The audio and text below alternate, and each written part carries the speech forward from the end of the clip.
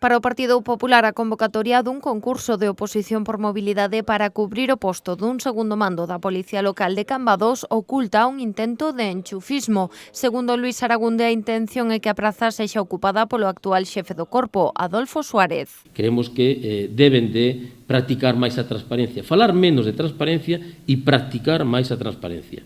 E isto, o que se está facendo con este trámite é enchufar a un amigo pola porta de atrás da Policía de Cambados. Suárez desempeña actualmente o cargo de xefe da Policía Local en Comisión de Servizos ata o vindeiro mes de marzo, substituindo o titular da praza, Maximino Cid, tamén de Comisión de Servizos en Ourense.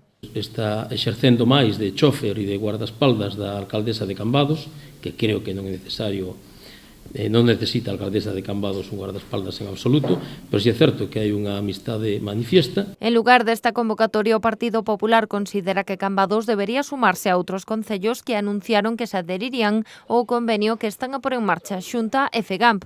Segundo o acordo, as prazas vacantes da Policía Local cubriríanse recorrendo a Academia Galega de Seguridade.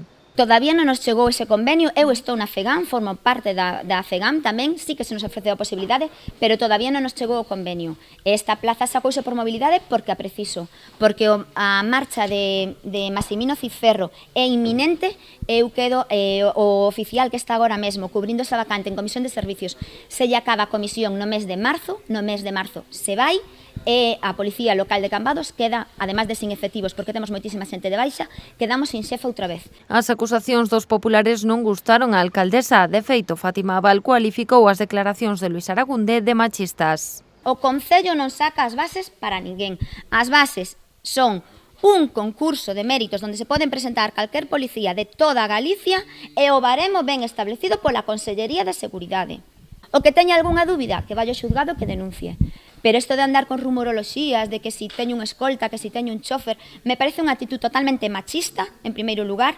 En segundo lugar, me parece unha actitude de non saber que a Lei de Coordinación de Policía Local, se ve que aquí nunca nadie nin a mirou. Pola súa banda, Abal asegurou que a convocatoria aínda non está publicada no Boletín Oficial da provincia, polo que pediu ao Partido Popular que explique como coñece unha información que asegurou é confidencial.